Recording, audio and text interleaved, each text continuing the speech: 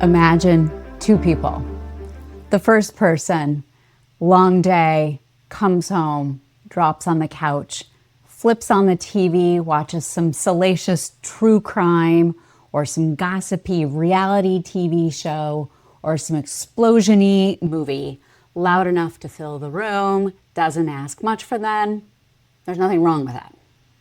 Then the second person, 2 a.m., 5 tabs open on their computer, Pyramid Mysteries documentary, another documentary about the healing of psychedelics, and then maybe a bunch of YouTube rabbit holes they've gone down about Atlantis and UFOs, and of course, near-death experiences.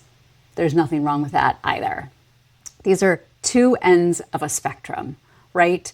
You and I, and probably like majority of listeners here, are somewhere in the middle, maybe experiencing some of those extremes from time to time. But we have those nights where we want the couch and easy, and some nights when we want something that feeds us, informs us, makes us think or feel or remember something that we have forgotten. Think of it like food. Some days you might want cheap fast food at McDonald's, perhaps, and then you're conscious about it. Maybe you're making another choice and you want something just a little bit on that side of that. A Chipotle, perhaps. They're organic, right? Then there are other days when you go to the farmer's market, you get fresh food, you're getting that best olive oil because you have an appetite for it, you're cooking in your home and you're doing it because you care about yourself, right? With diet, some people eat fast food all the time, maybe every day. Soda is their water. And then you have other people that are the raw foodists and they're making their sprouted nut butters and brewing their own kombucha, all of it. That's fine. These are all fine. It's a continuum, right? Media is the same. It isn't fixed. What we're consuming is based on where we are in our life, those moments, right? Hard times, you might want to watch something that comforts you. You might want to watch that action movie, or you might want to watch something that informs you and gives you advice and gives you insight that you didn't have before. Or let's say you're on the top of the world, so you do want to watch that action movie because it makes you feel good, or you really want to maximize that good feeling and you want it to continue, so you're going to watch something new that teaches you something more. Divorce, diagnosis, good things, marriages, getting married, all of these wonderful things could be expressed in the media that we're wanting. So in those moments when people like you and I are looking for something different, something that's mirroring our values, looking for something to watch that inspires and motivates us, expands our awareness, and has a positive impact, that is what I call conscious media. That's media that meets you where you are and perhaps even takes you a little bit farther down that continuum. And some people don't know that that's what they're consuming. They don't have a name for it, but that's conscious media to me.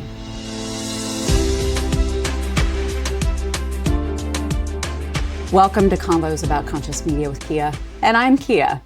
This show, solo or with guests or with you in the comments, we're going to be building a conscious media definition together. I'm not handing you one today, I'm sorry. Not because I don't have thoughts about it. I actually have decades of opinions, but this definition is alive. It's maybe even contested. The never-ending conversations are where the good stuff lives. Let me tell you a little bit more about how I got here. My career has been behind the scenes. This is actually the most visible I've ever been, so have a little grace. My main first job was in the camera department. I was a union camera loader and a second AC, second camera assistant. And my job was to be behind the lens. As a matter of fact, it was my job to clean the lenses and also spend a lot of time in the darkroom. I worked on TV shows, feature films, commercials, music videos. I worked with the most amazing talent, with the most amazing people. I have over 100 credits just in that particular era of my career alone. I loved the craft. Towards the end of my time in the camera department, I worked on a group of projects that now kind of, you can see a theme. It was Cold Case, Grey's Anatomy, house, divorce court, episode after episode around murder, illness, conflict, dysfunction. So there was a day on the set of Cold Case that I will never forget. It was on stage 24 on the Warner Brothers lot. And like many times before, after slating for the scene, take one, take two, I would have to hide on set. So I was crouching behind a couch next to an actress that was being murdered, and she wasn't very good. So we were doing take after take after take. And in order to distract myself, right, sort of like spirit myself out of it, la, la, la, la, la, I was thinking about these spiritual classes I was taking, these metaphysical courses about quantum physics and how my thought creates reality, right? My mug. And it dawned on me, it hit me like this algebra equation. If my thoughts create my reality, does our entertainment collectively create our world? Is the media we're consuming envisioning a future we want to actually live in? Of course, media reflects our world, but does it actually create it? Is media, entertainment, possibly like a steroids level manifestation and belief building mechanism that we're putting out into the world, we're putting into our eyes and our brains, and we're actually creating that future?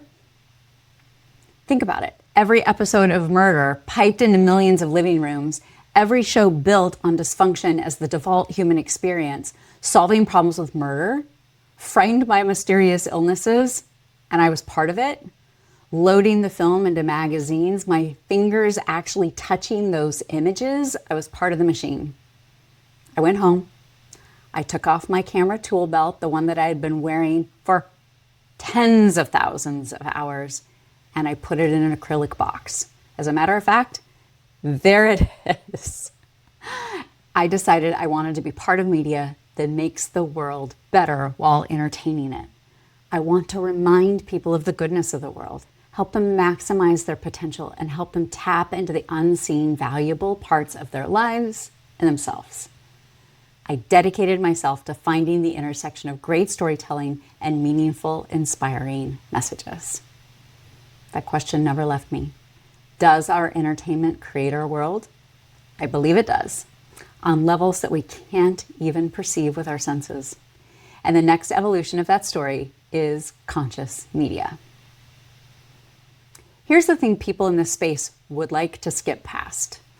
Nobody fully agrees on what conscious media is.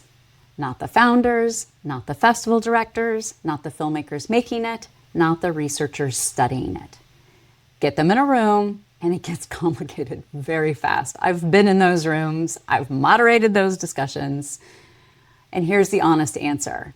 I decided the disagreement is not the bug, it's the feature. The fact that this category is hard to pin down could be one of the most interesting things about it. Let me show you the scope of this conundrum because I think it's instructive. You're going to get a laundry list of things from me just now, of definitions. You don't have to memorize them. Just let them wash over you. Look for patterns. Look for where you resonate.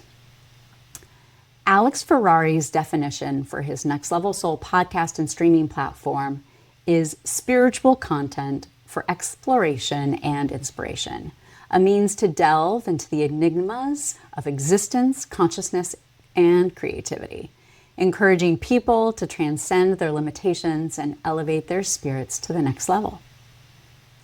Stephen Simon's definition for Spiritual Cinema Circle, which was created back in 2004, was spiritual cinema asks the big questions about life and living. Who are we? Why are we here? Where are we bound? And what can we become when we live at our highest level of potential? Conscious Good, a more recent attempt to create infrastructure for this space, had a definition that had 5 criteria. Things such as whether a film stimulates our desire to evolve, whether it reveals multiple worldviews, whether it reconnects the viewer to something larger than themselves, like God, nature, the universe, other people, and they call it pro-social media, purpose-driven stories. John Ratz's Global Alliance of Transformational Entertainment, or GATE, defined it as content that promotes universal, archetypal, humanistic, holistic storylines that are common to our human condition that every single person can relate to and resonate with. Additionally, they said transformational entertainment emphasizes the effect on the audience, and conscious media emphasizes the intention of the creator.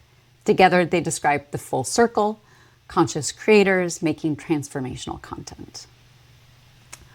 Next, Danette Wolpert-Holman at Illuminate, the film festival I was recently the interim executive director of, had a definition that was shaped by years of festival creation.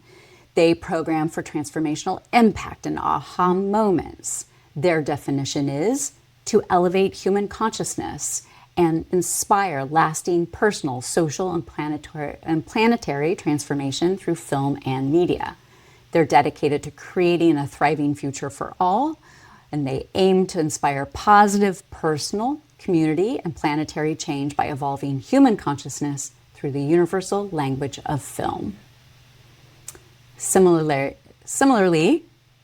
the Awareness Film Festival's definition is to ignite profound awareness and inspire change, unique perspectives and stories revealing the world's intricate tapestry, inviting viewers to see beyond the ordinary and connect with the ultimate essence of our shared human experience. Now in 2011, Gaiam and Sparks and Honey put out a white paper. They had a definition that was a little bit longer, but it really was quintessential at that time and very helpful for people. It said content that integrates spiritual ideas with modern science to help us live in harmony with ourselves, others, and the planet. But they also had a tighter version that actually didn't seem that tight.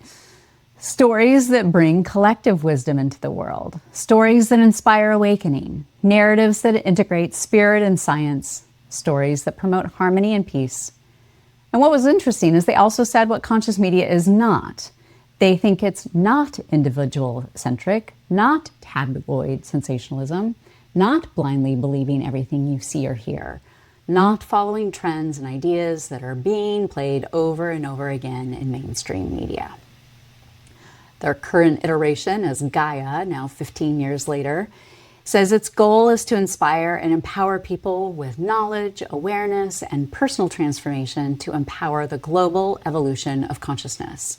And the community they want to empower are people who have a desire to see through the current reality and want to be part of a change. Mind Valley focuses on teaching people how to become the greatest version of themselves while doing good for the planet. Oprah Winfrey was heard by saying that it's programs that uplift and entertain.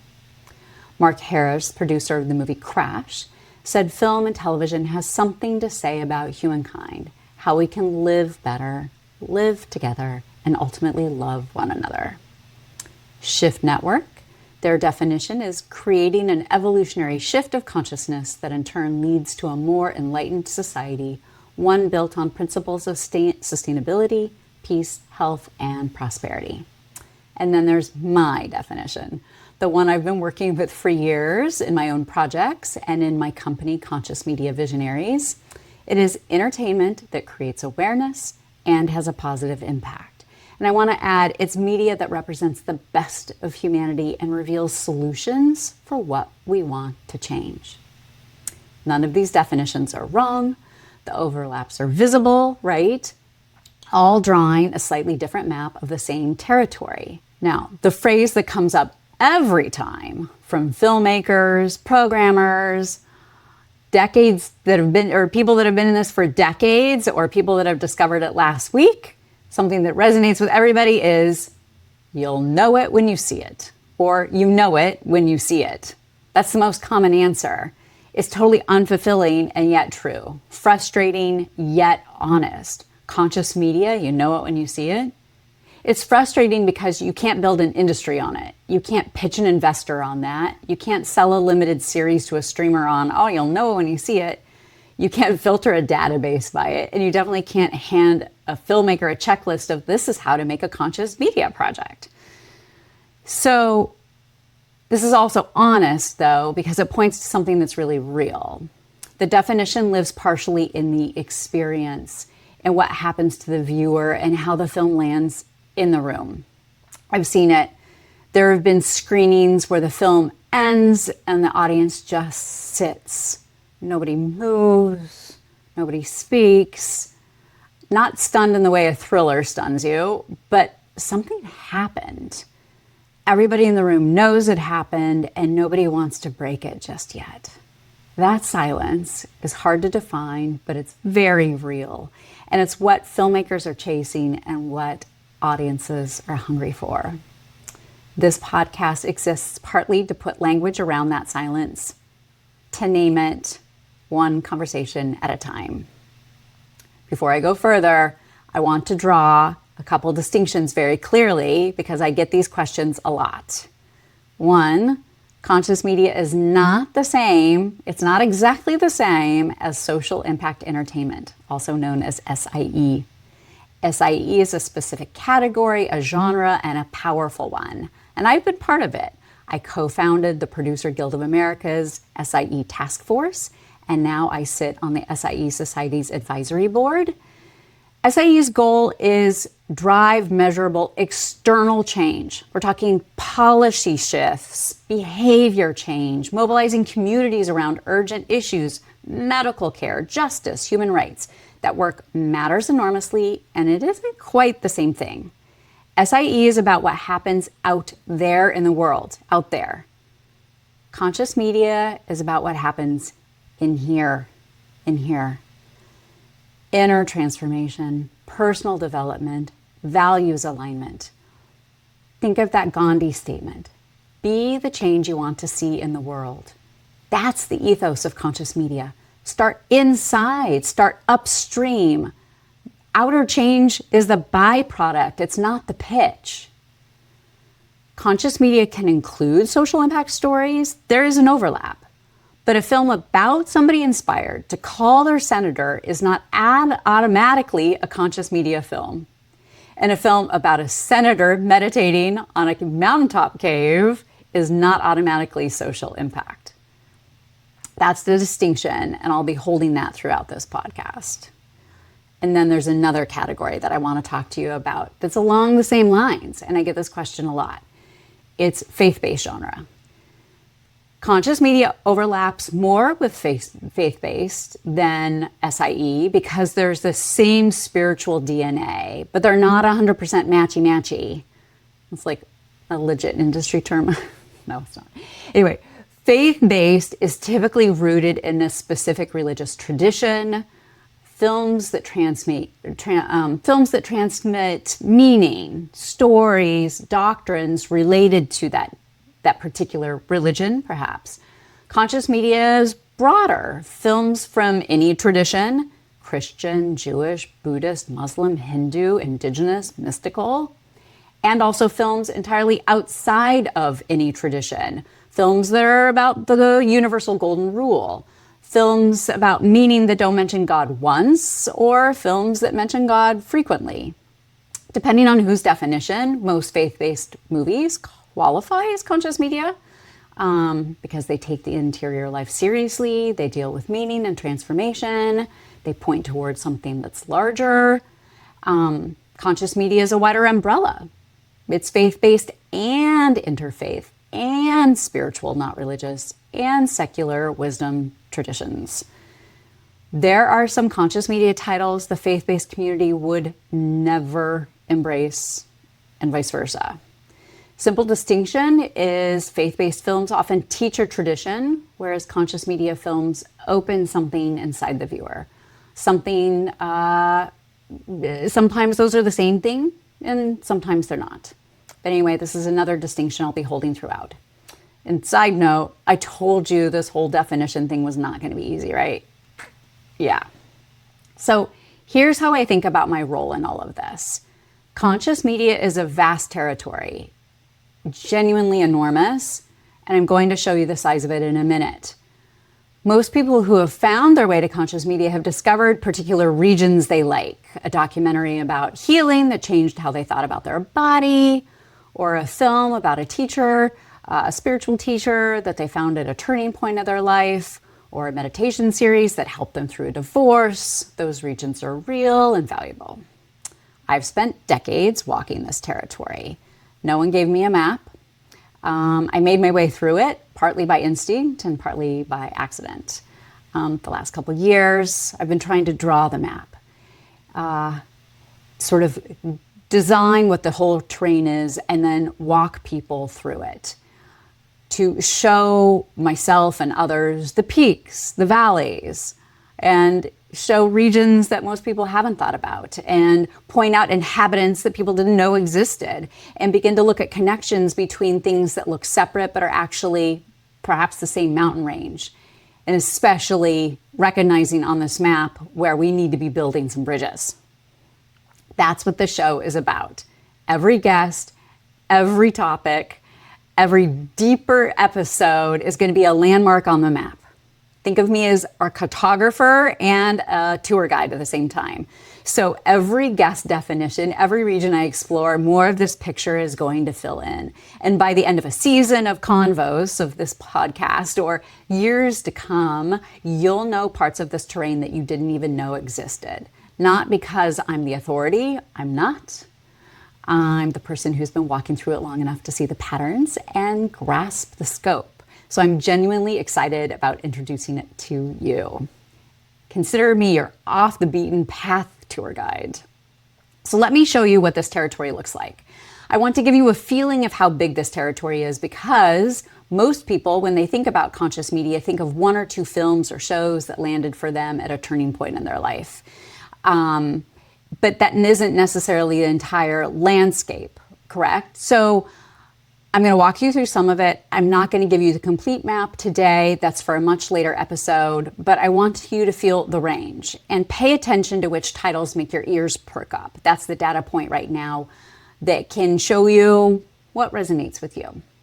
So one category of many: resilience, love, and the human spirit. Those titles could look like Forrest Gump, It's a Wonderful Life, Soul Surfer, Whale Rider, Love on the Spectrum. Another category, family, and even broadly, people who become our people. Coda, The Tree of Life, Wonder, Baraka, Between the Mountain and the Sky. Another category, consciousness itself, who we are. I always think of Groundhog Day. That movie is doing something seriously profound, and a big shout out to my screenwriting instructor, Danny Rubin, for creating something so magical. Movies in this category too are the mindfulness movie, The Secret, Aware Glimpses of Consciousness, The Matrix. Okay, now for those purists who say The Matrix isn't a conscious media title, well, just wait a minute. I'm just drawing a map here. That doesn't mean that you need to live where Matrix is, that that's a place on the map that you need to visit. It really does make people feel uncomfortable. They find that movie too violent, and I get it. In future episodes, we'll talk about how films can impact people differently. But also, there have been many people that have been inspired by that film. In fact, I have a framed spoon that I bent with my mind. Do you see it? I genuinely don't know how I did it, but there it is. Speaking of being inspired by a film. Other categories: growth, deeper understanding of self. Think of Inside Out, Peaceful Warrior, Eat, Pray, Love, Highest Pass, My Dinner with Andre, the TV shows Ted Lasso, Heroes.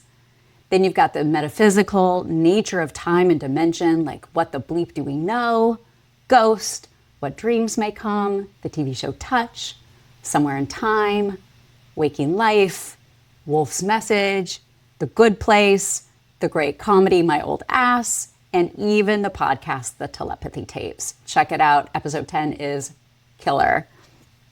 Another category, health and healing. May I Be Frank, Source, Heal, Rescued Hearts. These are films that are about when things stop working and how we need to find something else to open us up to something new. Next category, nature and our relationship to the living world. Fantastic Fungi, Winged Migration, Common Ground, The Big Blue. These are films that make you fall back in love with the planet. There's also wisdom traditions and teachers. Spiritual Liberation, the Reverend Michael Beckwith doc I produced. You Can Heal Your Life, Dying to Know, Awake the Life of Yogananda. These are different regions of the same territory. These titles give you a bigger picture. And what's fun about this is each region has its own people in it. Filmmakers making that work, audiences finding it when they need it, distributors moving it, and investors believing in the message. Communities form around these themes and topics. Can you see it? It's as if those regions are lighting up on the map, person by person. And that's a big part of what this show is doing. Which region or regions did you feel a pull towards when I named them? That pull is a data point for where you are right now and what your interests are, where you are on the map. Now I want to go back to the food metaphor because I want to say something important about this spectrum. Back in 2011, research study, remember the one I told you about, the Guyam and the Sparkson Agency white paper? They looked at the audience for conscious media in the US. They found over 100 million Americans that were already in this conversation. The surprising part is the majority of these 100 million people may not even know that they're consuming conscious media. If you've cried watching Love on the Spectrum, totally guilty, or have felt something shift while you were watching Inside Out, congratulations, you've been consuming conscious media. The category just didn't have a name for you yet. Researchers mapped the conscious media journey in that white paper. They called it a path, and there were 6 stages: asleep, awakening, exploring, transformation, awake, and activist. And quick about the term activist, they didn't mean people with picket signs. They meant the teachers, coaches, yogis, healers, and leaders that were actively leading transformation to others. Call it transmitters or teachers if that helps you anchor that concept. And this continuum, this journey, you don't need to walk it in a straight line. It moves differently based on how you feel about the different topics, right? You might be wide awake about your spiritual practice, but yet totally asleep on your personal relationships, or the reverse. We're plural here. It's not categorical in that way.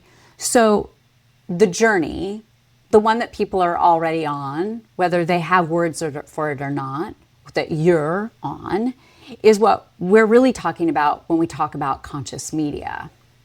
And here's what I want to say about this continuum. There's no wrong place to be on it.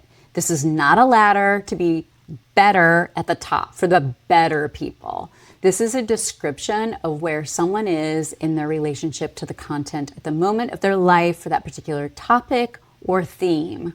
And where you are shifts. It moves with where you are in your life and what's happening in your life. Health situations, sticky challenges, big decisions, wanting to feel better, wanting to have a laugh, wanting to have an aha moment. These life transitions are often what cracks the door open and sometimes how people find themselves a little farther down the continuum. Those junk food nights are real. Couch and true crime are real. Nobody's wrong for needing easy, wanting something fun sometimes. Look, I've made a whole meal out of Trader Joe's potato chips while gleefully enjoying Bob Odenkirk kill tons of mobsters and nobody. Like, no joke. That's why I have no judgment.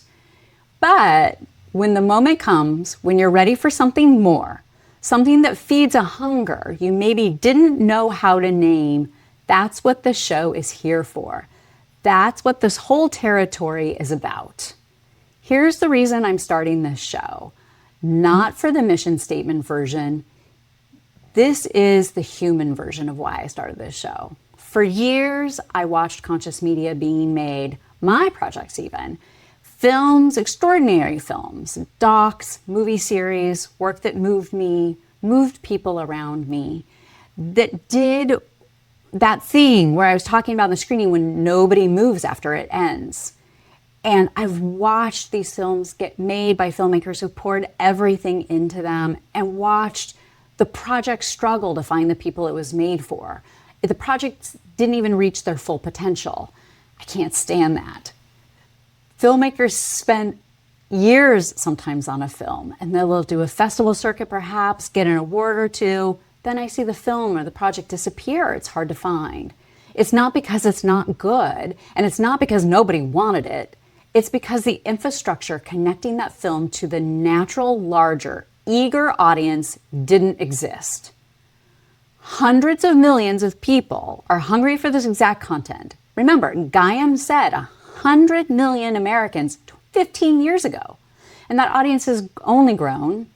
International numbers make it even larger. I'm just saying. Personally, I know a lot of people who can't find something to watch that makes them feel good, or find something that doesn't make them feel bad. The gap between filmmakers who want to make this content and the audiences who want to watch it is wide. It's been there as long as I was sitting behind that couch next to that bad actress. Spiritual Cinema Circle filled it for a while. Gaia is filling it successfully in their own way. There's Next Level Soul, there's Illuminate Film Festival filling it, but there could be so much more. We're not there yet, not by a long shot. I started my company and this show because I got tired of waiting for somebody else to build the bridges. Every conversation in my working life with filmmakers, with researchers, with the audience, with people that have found the movie at the right time, it added another plank to my bridge. But that was happening in a silo, my silo, in my own life, and it was not helping the collective. That's why this podcast exists. This is not a platform play. The human reason I want this is to help people find the films that they want and to help filmmakers make those films that they want to make and help them find an audience. It's cyclical. I think I can help with that. I think this show can help with that. So here's the premise of this whole show. Every guest discussion will include their definition of conscious media.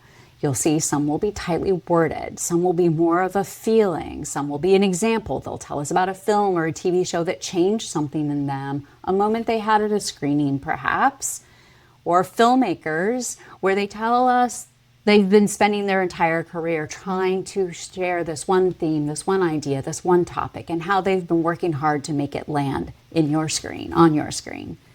I'll be speaking to the most important people on the map, truly, the audience, the viewers, the fans, the regular people that aren't in the film industry, who have a relationship with conscious media and or are aware of their media diet, and they have something to share. I'll be talking to filmmakers, of course, people in the film industry, and also experts. I'd love to bring in positive psychologists, media researchers, and so forth.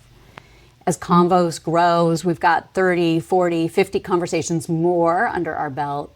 You will know what conscious media is, and not because I handed you a definition in episode 1, but because we built the definition together. One landmark at a time, one region on the map at a time, lit up, bing, bing, bing. That's the experiment. That's the bet I'm making with this show.